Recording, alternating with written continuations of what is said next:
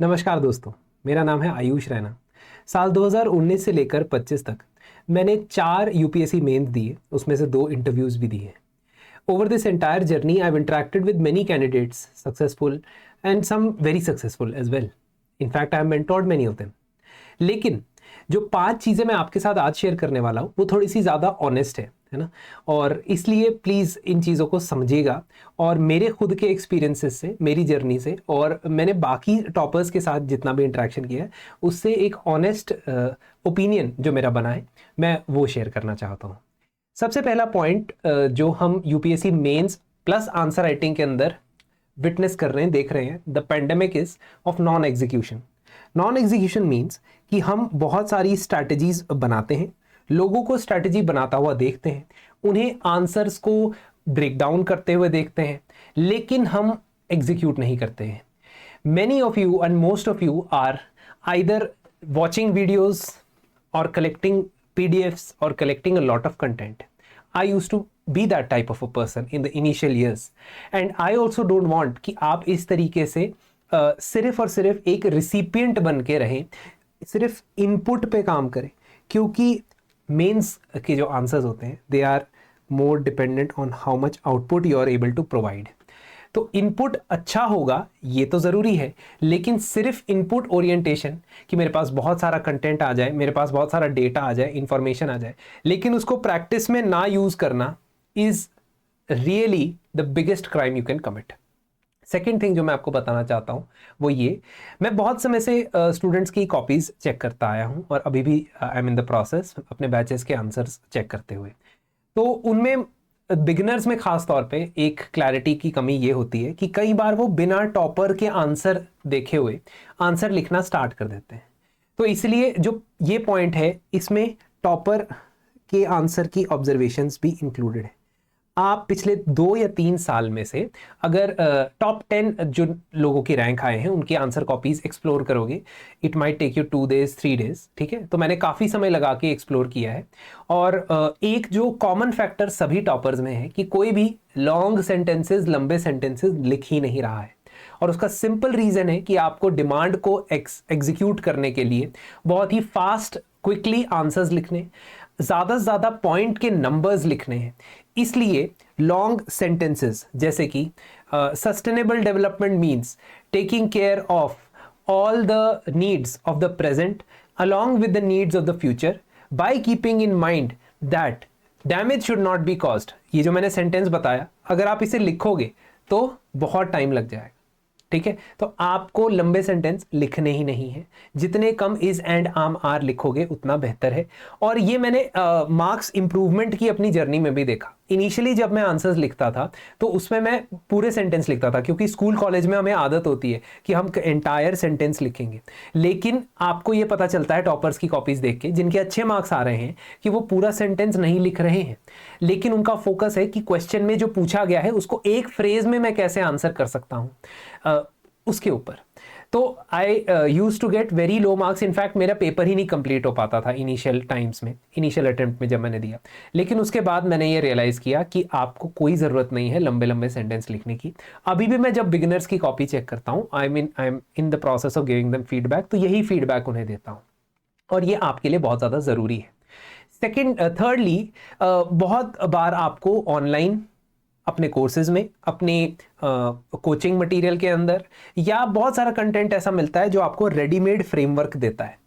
Even I discuss readymade framework. जैसे मैंने for example disaster management के लिए एक रेडीमेड फ्रेमवर्क अपने स्टूडेंट्स के साथ भी शेयर किया और आपसे भी डिस्कस किया था यूट्यूब के ऊपर, जिसमें मैंने बताया था कि किसी भी डिजास्टर या जियोफिजिकल फिनोमेना में अगर आपसे पूछा जाता है कि उसके बारे में बताएं या उसमें क्या करना चाहिए, what step should be taken, तो एक कॉमन फ्रेमवर्क किया जा सकता है for any type of disaster, and that is shield framework. Shield में S stands for surveillance and early warning system, H means hazard zonation and land use mapping, I means infrastructure resilience, E means ecosystem based solutions, L means local community involvement and preparedness, and D means data and institutional integration। अब ये framework आपको तब use करना है जब आपको detail में किसी पर्टिकुलर सिनेरियो में बताना है कि वे फॉरवर्ड क्या होना चाहिए। जैसे ये प्रीवियस ईयर क्वेश्चन जो अर्बन फ्लड्स के बारे में पूछा गया था, उसमें ये क्लियरली पूछा गया था आपसे कि हाईलाइट द चैलेंजेस और mechanisms for preparedness to reduce the risk. तो वहां पे आप ये फ्रेमवर्क यूज करेंगे क्योंकि क्वेश्चन की रिक्वायरमेंट है, लेकिन हर क्वेश्चन में चिपकाया नहीं जा सकता है। जैसे अगर मैं बात करता हूं इस क्वेश्चन की जो 2025 में पूछा गया था, जिसमें यह पूछा गया था that what are tsunamis, how and where are they formed, what are their consequences. So this is a question which is already 10 mark, which is already 150 words, और इसमें आपको डायग्राम भी बनानी पड़ेगी, क्योंकि जब आप ये बताओगे कि सुनामीज फॉर्म कैसे होते हैं, उसका बेस्ट तरीका डायग्राम है।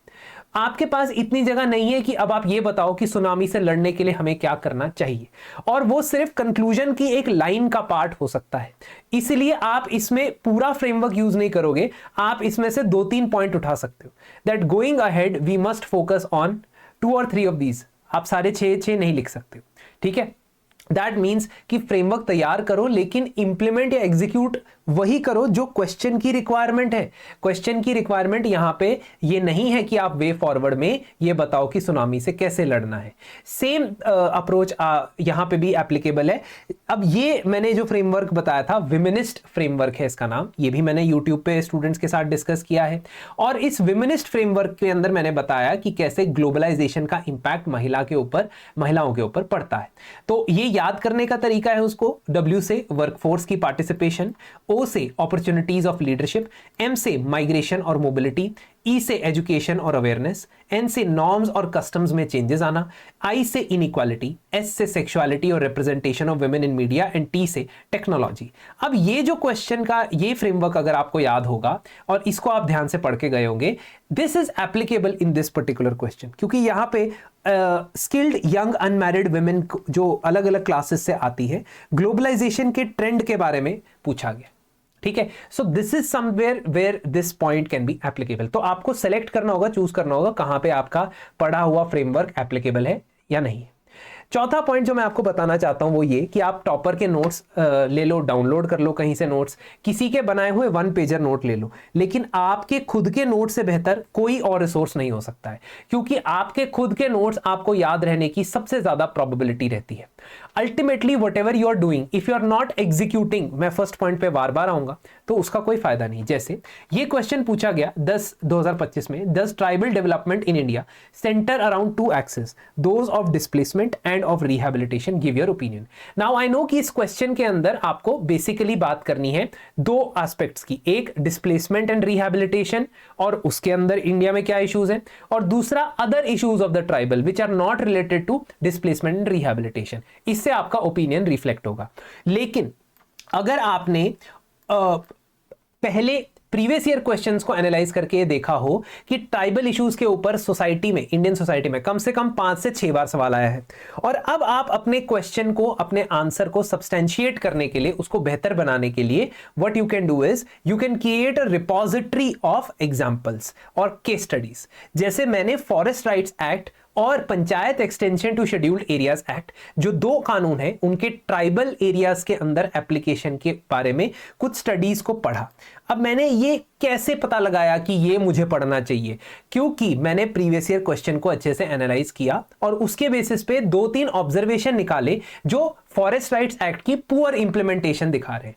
Now when I have to showcase that there will be poor implementation of acts, तो मैं सिर्फ ये स्टेटमेंट देके लिख लूंगा नहीं, मैं उसका एग्जाम्पल भी दे सकता हूं, क्योंकि यहां पे मैंने दिल्ली की एक एनजीओ की स्टडी के बारे में बताया है जिसने फॉरेस्ट राइट्स एक्ट की एप्लीकेशन की बात की, और मैं कर्नाटका की एग्जांपल देके ये कह सकता हूं कि कर्नाटका में फॉरेस्ट राइट एक्ट के अंदर ट्राइबल्स के सिर्फ 5% क्लेम्स अप्रूव हुए।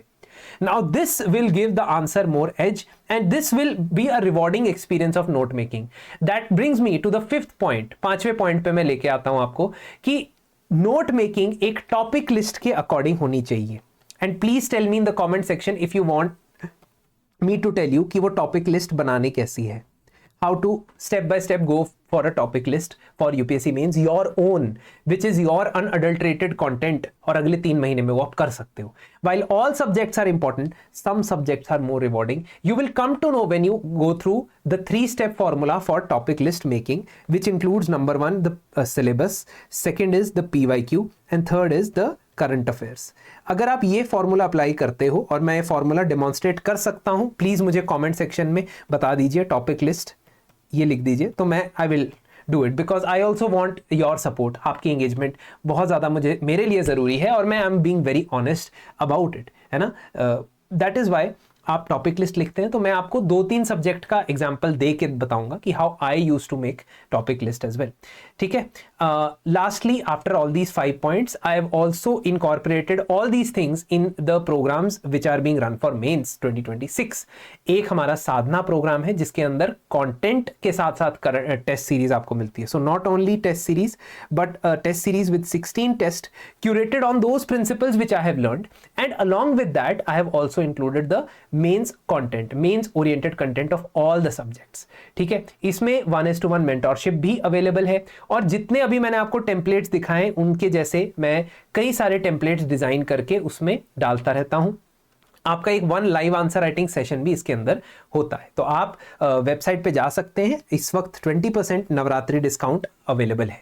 Also for daily answer writing purposes, जो लोग अभी step by step answer writing करना चाहते हैं उनके लिए 100 days answer writing boot camp है, जिसमें भी मैं कंटेंट के वीडियोस के साथ साथ आपको मॉडल आंसर्स तो प्रोवाइड कर रहा हूं, लेकिन more importantly hand holding 1:1 mentorship मैं प्रोवाइड करूंगा, जिसमें आपके जो आंसर्स इवेल्युएट होंगे वो मैं डिस्कस करूंगा. आपकी परफॉर्मेंस को रिव्यू किया जाएगा हर 2 हफ्ते के अंदर.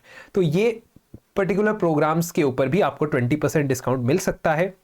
वेबसाइट विजिट कर सकते हैं. लेकिन इन 5 चीज़ों के की जो हमने बात की है, whatever we talked about these 5 learnings, these are very honest learnings. इसमें कोई भी मतलब मैंने ऐसी बात नहीं की है जिसमें मैं बिलीव नहीं करता हूं personally. And I would like to share more such things with you. If you want कि टॉपिक लिस्ट के ऊपर मैं एक वीडियो बनाऊं तो प्लीज टॉपिक लिस्ट लिख दीजिए एक बार कॉमेंट्स में.